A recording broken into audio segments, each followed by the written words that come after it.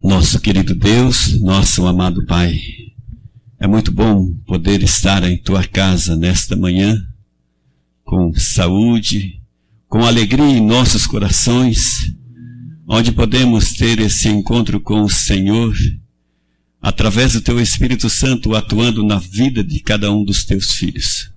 Pai querido, venha ser presente em cada coração, em cada lar aqui representado. Que nós, ao sairmos daqui, que possamos ter uma alegria em nossos corações, de ter um prazer, de podermos ter esse encontro com o Senhor. Fique conosco, querido Deus, enviando o Teu Espírito Santo. É o que te pedimos e te agradecemos, em nome do Senhor Jesus. Amém. Se nós colocar ajoelhado, chegou o pedido aqui para que a igreja ore pela irmã Maria Mazeto, pelo cunhado dela que mora no estado de Minas Gerais. Ele está com câncer. E também outro pedido, por favor, ore pelo filho do irmão Junião. E que nossas orações pela manhã, o horário que você for orar, não esqueça desses pedidos. Vamos colocar a cada um deles, vamos entregar ele na presença do grande Deus. Vamos colocar ajoelhado? Querido Deus e bom Pai, obrigado, Senhor Deus, por tudo que você tem feito na vida de cada um de nós. Obrigado, Pai, pela semana que o Senhor nos concedeu. Uma semana que temos certeza que fomos guardados e amparados por Ti. Porque sabemos que o Senhor está no controle de todas as coisas na vida de cada um de nós. Pai querido, neste momento eu te peço uma bênção também muito especial pelas visitas que aqui chegou. Que elas possam sair daqui, ó Pai, mais repleta. E possam sair daqui com a certeza que veio aqui para ter um encontro com Cristo e vai ter. Pai querido, também entregamos também o mensageiro, o irmão Luiz, nas Tuas mãos. Que ele possa falar inspiradamente por Ti, ó Pai. Porque a mensagem é da Tua palavra e a mensagem vem do Teu trono de graça a cada um de nós. Que nesse momento possamos ter moldado e transformado o nosso caráter, nosso coração, para que o poder do Espírito Santo habite em nós. Querido Deus, agora nesse momento te entregamos os pedidos que foi feito, que já chegou até nós. Pai querido, Altamir, nesse momento onde ele se encontra, querido Pai, que o Senhor possa abraçá-la a ele, que ele possa sentir a Tua presença na vida dele, e que ele possa ser restabelecido por Ti, porque o Senhor tem poder, Pai querido. Entregamos também o filho do irmão Jorival. Querido Deus, que ele possa também receber as Tuas bênçãos e ser curado por Ti, sabendo, querido Deus, que é impossível para nós e para o Senhor não é. Mas nossa fé é tão pequena, querido Pai. Te pedimos que o Senhor nos dá mais fé, mais poder, e que possamos ser os filhos fiel a Ti, querido Pai, enquanto viver na face dessa terra. Entregamos todos os pedidos, entregamos a todos os irmãos e irmãs e cada visita em Tuas mãos. Que o Senhor realize também uma obra na nossa vida, mas que seja para a honra e glória do Teu santo nome. Oramos em nome de Teu Filho amado Jesus. Amém. Que a paz do Senhor possa estar em cada coração. Eu quero aqui parece que hoje está meio tenso, pelo menos para o lado das crianças, não é? Para o lado das crianças, eu não sei, o clima está até gostoso, está agradável, mas as crianças hoje estão mais agitadas, né? Mas eu queria dizer uma coisa aqui. Faz tempo que eu não faço isso. Você sabe que esse momento aqui é nobre. É nobre. Veja lá o que você vai falar. Mas alguém tem alguma coisa a falar? Alguém tem alguma coisa? Eu quero apresentar alguém. Eu tenho alguém aqui, eu tenho um amigo, um parente. Eu quero me apresentar. Tem alguém? Diga, meu amigo Sebastião. Ricardo e Alés, sejam bem-vindos. Amém. Que alegria, tá?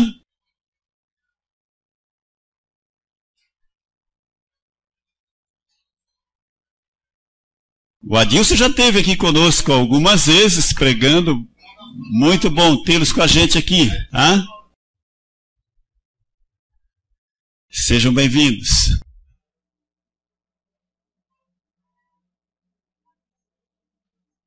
Ok?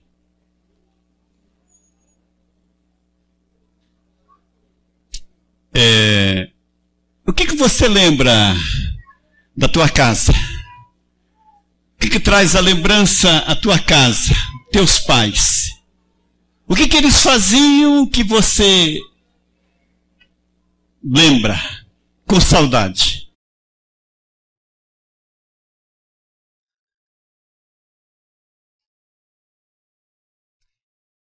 Provérbios capítulo 22, verso 6 diz assim, ó. Ensina a criança no caminho em que deve andar, e ainda quando for velho, não se desviará dele. Deus chama os pais para ensinar os filhos. Não é isso? Deus chama os pais, né? Ensina. Nós devemos ensinar nossos filhos. Nós ensinamos nossos filhos a caminhar, a dar os primeiros passos. É uma alegria, não é? Quando nós vemos nossos filhos dar os primeiros passinhos. E muitas vezes nós registramos lá, né? Quanto ele tinha de vida quando ele deu os primeiros passos. Mas devemos ensinar muito mais do que isto. E Abraham Lincoln diz que nós devemos ensinar nossos filhos pelo exemplo. Tá? Nossos filhos, eles aprendem de nós pelo exemplo. Se você pergunta a uma criança, eu imagino de 4, 5 anos, o que você quer ser quando crescer? O que você acha que elas vão dizer? Aquilo que o pai faz. Se o pai é caminhoneiro, o filho vai dizer, eu quero ser caminhoneiro. Não é assim? Eu lembro de quando eu calçava o sapato do meu pai. Algumas vezes, até a roupa dele. A gente brincava de ser o pai, pegando a mala e saindo para viajar, ou chegando em casa. E também, nós ensinamos nossos filhos através da administração. Uma boa administração é a capacidade singular de aprender a administrar. Né? Por exemplo, nós damos ali algum dinheirinho e queremos que eles aprendam desde cedo a administrar as finanças. Quando vamos ao mercado, né? E também lembrar, né? Os pais devem criar lembranças nos filhos. Por quê? Porque lembranças são mais importantes do que coisas. Veja o que diz o verso. Ensina, porque ainda quando for velho. E eu lembro de algumas coisas que eu fazia com meu pai. Até hoje tenho saudade. Sabe, meu pai gostava muito de tirar mel de abelha no meio do mato. E eu lembro de alguns carreirões que nós levamos de enxames de abelhas. E uma das vezes eu correndo de um lado e o meu irmão do outro, e nós trombamos. E até hoje, nós éramos criança. Até hoje o meu irmão fala que ainda dói assim o lado dele. Né? São lembranças, são marcas. Tá? Eu lembro de meu pai ensinando a fazer raia. Hoje os pais compram raias prontas para os filhos. Nem sempre subiam, mas a gente fazia os nossos próprios brinquedos. Eu tenho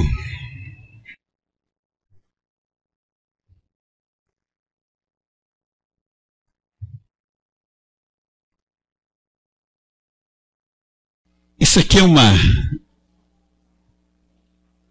um carrinho de montar. Não é fácil montar isso aqui. É complicado. E eu queria deixar, quem sabe, esse rapaz aqui, para você pedir para o teu pai montar para você esse carrinho. Agora eu tenho outro aqui que eu queria que os pais, Paulo Henrique e Luma, viessem aqui à frente. Cadê o Paulão? Paulão, vem aqui, Paulão. Isso aqui você vai guardar e quando ele estiver entendendo, você monta para ele. E o importante não é se montar certinho. Prazer, Paulo. Tira com a gente aqui. Muito bom. Você nasceu em que ano, Paulo? 89. 89. Eu vim para essa igreja em 90. O Paulão, era um Paulinho. Paulo Henrique. E eu fico feliz, Paulo, de participar desse momento da alegria com vocês, de apresentar o Davi. Tá? Eu não sei qual foi a sua reação, Paulo. Me fala alguma coisa da sua reação como pai. É bom. Ser pai vira a casa da gente de cabeça para baixo. Sabia que às vezes nós brigamos por causa dele? E por causa dele nos unimos também? Não é isso? Por causa dele nós choramos, outras vezes sentimos raiva. Infelizmente, às vezes, nós como seres humanos, às vezes você está cansado e ele quer brincar. E você fica, né? Aí você tem um carrinho aqui que dá para montar, né? Brincadeira. Mas o filho, mas eu digo que o filho traz mais alegria do que tristeza. E mesmo os momentos difíceis da vida, quando nós passamos, e quando você vê eles grandes, você sabe que recompensa. É uma recompensa, é um privilégio, é uma alegria, né? E você, Luma? É muito bom. Não imaginava que era tão bom. E domingo, dia 24, o Tiago, ele escreveu assim, né, algumas coisas assim, mais ou menos, que nós fizemos 31 anos de casado, dia 24 de maio, e ele falou assim, olha, eu só entendo, né, o que é ser pai e é agora que eu sou, né? Quanta dor de cabeça a gente deu para os pais da gente, né? E aí a gente pensa trilhando aqueles caminhos, né? Mas apresentar um filho à igreja, eu não sei, mas eu acredito que a primeira coisa que vem na mente da gente, que eu sempre falo, é uma gratidão, não é? Não é uma gratidão? Quantos pais, às vezes, queriam ter um bebê e não conseguem? Eles vão em todos os meios tentando para ter um filho e às vezes não consegue. E um filho é um presente de Deus, né? Então é um momento de uma gratidão, não é? Um momento de gratidão. Senhor, aqui está o filho que tu me deste, a minha gratidão, e é por isso que eu quero dedicá-lo a ti, não é? E quem sabe eu imagino que também seja pedindo a proteção de Deus, não é? Porque às vezes foge do nosso controle nossos filhos. Como um colega meu, ele dizia assim, olha Luiz, eu vi ele numa segunda-feira de manhã, e eu olhei para ele, eu vou falar o nome dele, um colega de trabalho, trabalhamos juntos durante muitos anos, E ele chegou na segunda-feira, eu olhei para ele e perguntei, né, Renato, o que aconteceu com você? Você não está bem de saúde? Ele falou assim, né, Luiz, eu passei o final de semana sem dormir. Meus filhos, ele tinha um casal de filhos jovens, ele falou assim, meu filho saiu na sexta-feira à noite. E quando eu estava saindo de manhã para o trabalho hoje, eles estavam chegando. Ele falou assim, olha Luiz, teus filhos, o Tiago era pequeno, eu não lembro se eu tinha a Camila ou não, mas ele disse, teus filhos quando são pequenos você dá 3 tapinhas na bundinha dele, põe para dormir, ele vai dormir na hora que você coloca, depois que eles crescem, né? Aí você não tem mais controle sobre eles. E é assim, né? E então é o cuidado de Deus, porque às vezes eles fogem do nosso cuidado, da nossa proteção, né? Então é o cuidado de Deus. E na manutenção, né? No cuidado, na orientação. E outra coisa também, queridos, é colocarmos a cada um de nós, tá? Nós somos responsáveis. Assim como Paulo cresceu aqui na igreja, conosco, entre nós, temos as crianças crescendo, nós também somos responsáveis por eles. Tá? Somos responsáveis. Mesmo quando estiverem fazendo alguma arte, a maneira como nós nos aproximamos deles para falar, de como falamos, o tom que falamos, né? Como falamos, isso é importante, porque nós somos responsáveis para criar um ambiente prazeroso para as crianças. Tá? Porque elas, o mais importante aqui são elas. Né? São elas.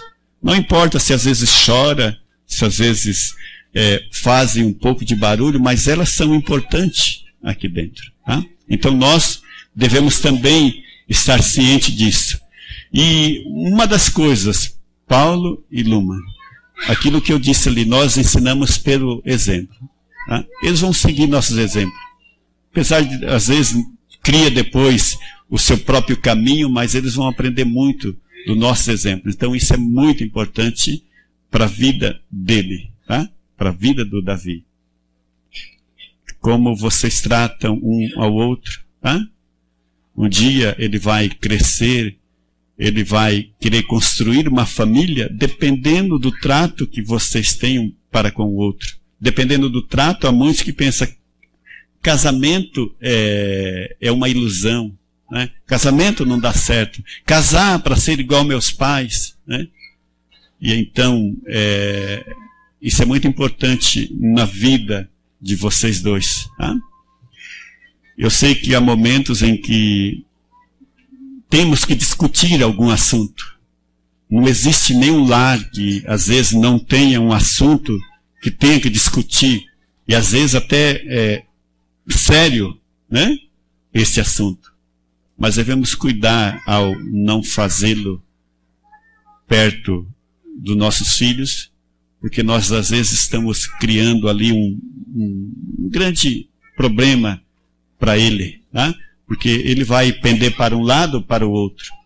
Isso é importante, esse cuidado, quando às vezes tiver que discutir, principalmente, vai surgir momento em que os pais às vezes, nós pais são mais, como que eu posso dizer assim? Moderado? A maior parte, os pais são mais moderados e as mães são mais rigorosas, tá?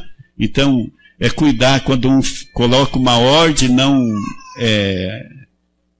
olha, eu coloquei lá no cantinho para pensar, o outro chega e tira do cantinho, né? Então você está atrapalhando a educação. Então que Deus possa estar abençoando vocês, ok?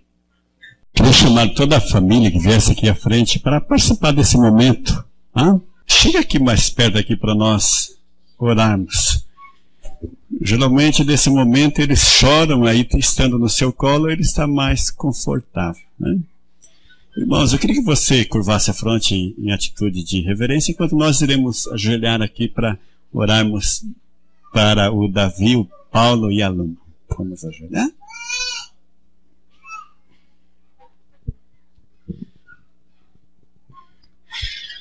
Querido Deus, nosso Pai, graças damos pela vida do Davi. O Senhor deu este presente tão maravilhoso a este lar, a esta família. Pai querido, a nossa gratidão como membros desta família espiritual da Tua Igreja, por termos esta família como parte aqui da Tua Igreja, podermos ver a vida do Davi, quem sabe florescendo, crescendo, correndo aqui entre os corredores desta igreja, e um dia também poder estar aqui à frente, fazendo o Teu trabalho. Pai querido, abençoe, que ele possa crescer em Teus caminhos, que ele possa ser uma bênção na vida do Paulo Henrique, da Luma e de toda a família. Pai querido, abençoe. Te pedimos, Pai querido, que abençoe o Davi, que neste mundo tão pervertido, que o Senhor possas dar a ele o privilégio de se preparar para um dia estar contigo lá nos céus. Abençoa este lar, dando amor, dando o pão de cada dia, dando o trabalho que eles possam ganhar o sustento honestamente para a manutenção da sua família, do seu lar. Te pedimos, Pai, agradecidos em nome de Jesus. Amém, Senhor.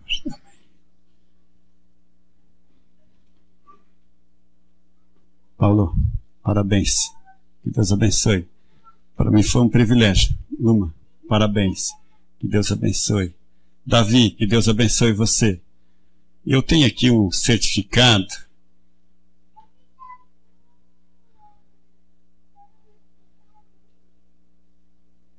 Entrega aqui esse certificado ali. Quem é do hall lá? Professora do hall. Faz favor, Thaís. E parabéns a toda a família, tá? Família, parabéns, Carlos, Evani. Que Deus abençoe vocês, tá?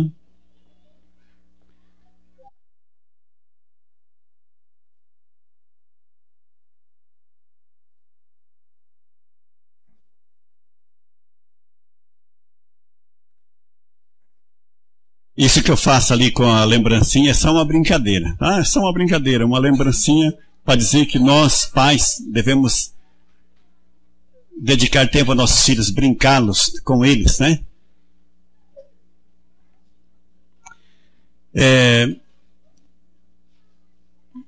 Eu quero te convidar a não ficar somente com este momento, mas eu quero te convidar você que abra sua Bíblia em Isaías capítulo 35.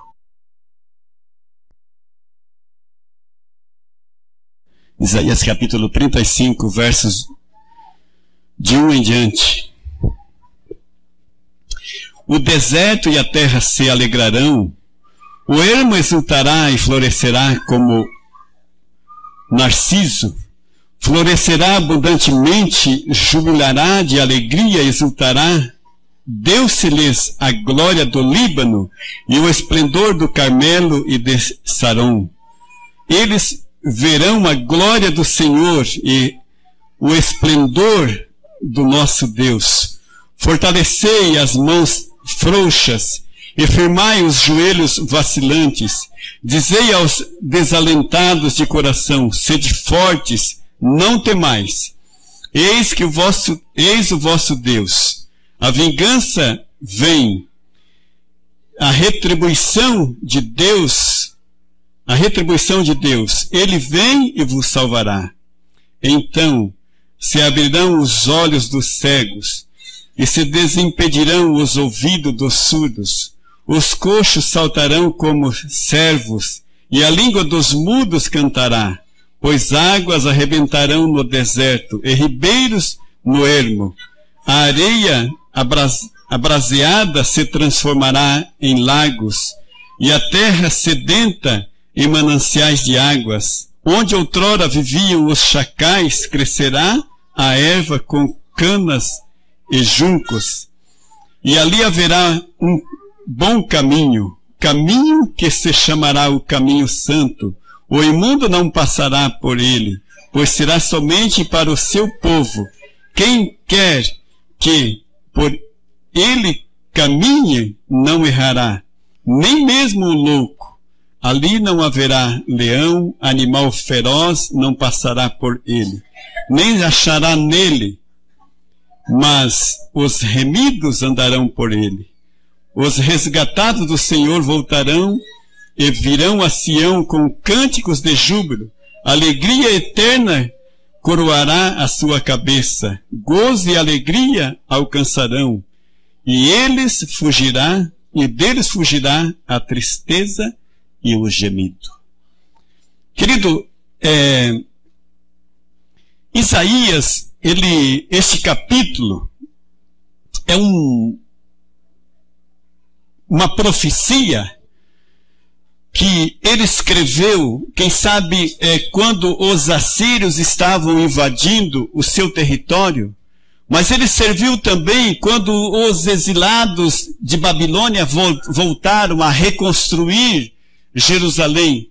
Mas ele também serviu quando Jesus veio a este mundo, aonde aconteceu os milagres, aonde os cegos voltaram a enxergar, os coxos andaram. Então, queridos, Isaías, ele fala, né? E parte, né? Mas quando Isaías fala no verso 1 e 2, que o deserto florescerá e será verdejante como o Líbano, ele está falando muito mais do que a agricultura.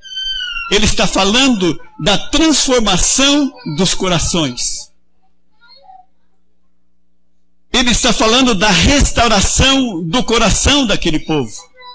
Porque não adiantaria voltar do exílio de Babilônia, mas os seus corações estarem contaminados tão quanto eles antes de ir para a Babilônia.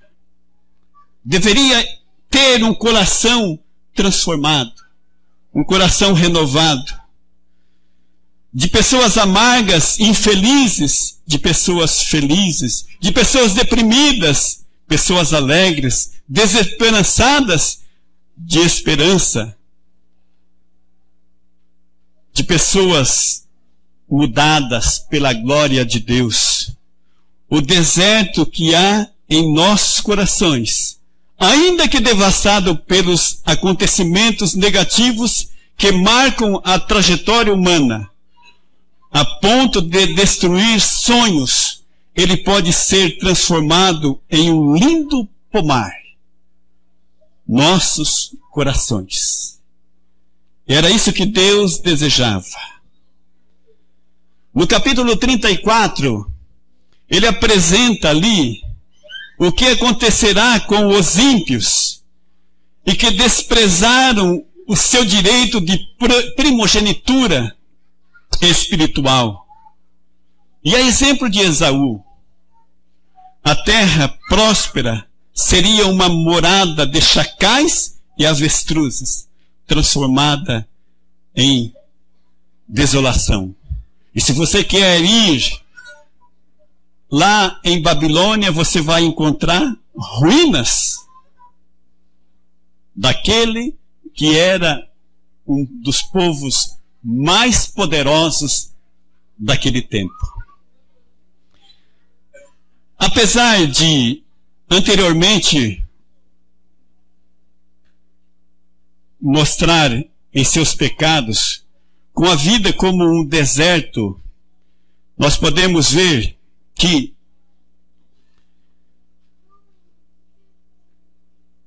nossos corações, quem sabe, ressequidos pelo pecado, sem Deus, nós todos somos como Jacó. Jacó, ele tinha um sonho em seu coração. E se você olhar a história, desde o ventre da mãe, aqueles dois bebês brigavam. Eu não sei se era quem queria nascer primeiro, mas se houvesse uma sonografia, é isso que diz? Como temos hoje, ultrassonografia, como temos hoje, quem sabe viríamos ali os dois brigando já desde o ventre. Mas Jacó, ele queria agarrar o seu direito de primogenitura, não da maneira que ele fez, porque quando seu irmão estava com fome, ele então aproveitou da ocasião e vendeu. Ele comprou ali o direito da primogenitura de seu irmão Esaú, que tinha tudo para brilhar, e vendeu por um prato de lentilhas. E chega um dia em que Rebeca fala para Jacó: Jacó, eu ouvi teu pai falando que ele vai abençoar Esaú. Ele mandou ele buscar uma caça e fazer um prato saboroso para ele, e ele vai comer e abençoar. Mas eu quero que você faça isto. E Jacó, temendo ser amaldiçoado pelo pai, ele fala: olha, eu não posso fazer isso. Vai, faça, filho, que eu garanto o resto. E ele fez. E ele levou. E Isaac abençoou Jacó. Mas por causa desta bênção, quando Esaú chega, que Isaac fala: olha, eu já abençoei alguém. Não era você? Ele disse: não, não era eu. E ele fala: pai, não tem uma bênção mais para mim? Ele fala: filho, eu já abençoei Jacó. E ele ali em desespero, ele clama: pai, não tem mais uma bênção para mim, pai? Infelizmente, Isaac já havia abençoado Jacó. E por este acontecimento, Jacó teve que ir embora.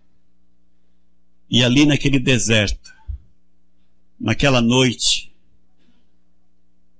ele deita para dormir, cansado. E ele tem um sonho. E nesse sonho ele vê uma escada, anjos descendo e subindo. E ele acorda daquele sonho e ele fala: este lugar aqui é a porta do céu. E eu não sabia. E ele faz um pacto com Deus: olha, por onde eu for, se o Senhor for comigo, eu serei fiel ao Senhor. E ele ficou ali durante alguns anos trabalhando para o seu sogro. E quando ele volta para sua terra, para o encontro com Esaú, e ele começa a dividir aquilo que ele tem. Ele separa um presente, muitas coisas, gados, ovelhas, para Esaú, para tentar acalmar os ânimos de Esaú. Mas ele fica ali, no vale de Jaboque, como é conhecido. Ele fica ali para trás, um pouco mais. E ele então despede as suas duas esposas, suas duas concubinas, seus 11 filhos. E naquele momento, um estranho aparece e começa a lutar com Jacó. E quando foi o romper do dia, ele então fala: me deixa que eu preciso ir. E Jacó fala assim: eu não te deixarei ir se não me abençoares. Queridos, naquele momento, aquele anjo, ou o próprio Senhor, disse a Jacó: Jacó, como é o seu nome? Ele disse: é Jacó. Quem sabe, enganador, trapaceiro, mentiroso, um péssimo pai, um péssimo patrão, um péssimo chefe de família, fui um péssimo filho, tinha vergonha do seu nome. E aí então o anjo disse: você não se chamará mais Jacó, mas sim Israel. Mudou o nome de Jacó naquele momento. Sabe, queridos, quando Deus muda o nosso coração, é isso que Deus quer fazer. Quando Ele muda o coração, Ele muda o trato que nós temos para com as pessoas. Quando Deus muda o meu coração, Ele muda o trato que eu tenho para com o meu cônjuge. Quando Deus muda o meu coração, Ele muda o trato que eu tenho para com meus filhos. Quando Ele muda o meu coração, Ele muda o tratamento que eu tenho para com meus pais. Quando Ele muda o meu coração, Ele muda o trato que eu tenho para com meus irmãos da igreja, meus irmãos de fé.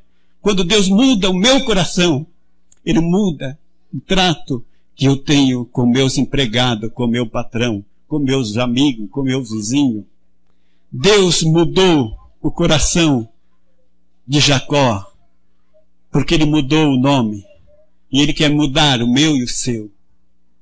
Eu sei que, quem sabe, durante a nossa trajetória aqui nesta vida, nós sempre vamos carregar, quem sabe, em nosso coração, algumas coisas que nós tanto anseiamos em mudar e não conseguimos. Sabe, queridos, a história de Jacó é a história de cada um de nós. É uma história. As promessas de Deus continuam. Você está cansado? Vacilante? Desanimado? Sejam fortes. Não temas. O cego verá, voltará a ver.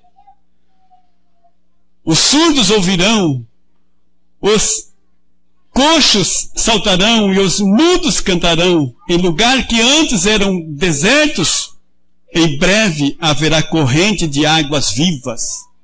Dia 24, 2h20 aproximadamente, eu estava fazendo uma mensagem no fúnebre do Douglas, um garoto especial. 29 anos para 30 anos, ia fazer 30 anos agora, mês de julho. E eu li essa passagem e eu disse para aquela família: se um dia quisermos encontrar o Douglas transformados, não mais com a deficiência dele, eu e você temos que nos preparar, porque ele está preparado. Queridos, muitos de nós não reconhecemos o valor que nós temos diante de Deus, mas nós temos um valor muito grande. E Ele deseja, né? Talvez você tenha vergonha do seu nome. Ele dará uma pedrinha branca com um novo nome gravado. Um novo nome. Só em Cristo há esperança para a nossa vida. Só em Cristo a sequidão do nosso coração poderá voltar a florescer. Aquele lar que, quem sabe, está se acabando por falta de amor, poderá voltar a reinar a paz e o amor. Só Cristo há perdão. Só em Cristo há segurança. E só em Cristo há salvação. Eu desejo, querido, que Deus transforme o meu coração. Quantos aqui gostaria de dizer: Senhor, transforma o meu coração? Só em Cristo, né? É um pensamento, livro desejado de todas as nações. Eu só vou ler a primeira parte, 666, que diz assim: o Senhor fica decepcionado quando seu povo se estima de tão pouco valor. Nós valemos muito. Ele morreu por nós. Vamos orar. Querido Deus, nosso Pai, graças damos porque o Senhor ainda continua trabalhando em nossos corações.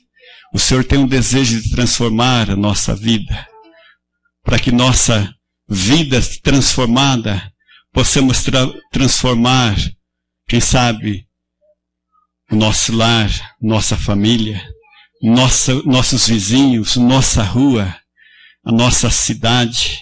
Quem sabe, Pai querido, o Senhor tem o desejo de transformar, só que nós endureçamos os nossos corações, não nos colocamos diante do Senhor.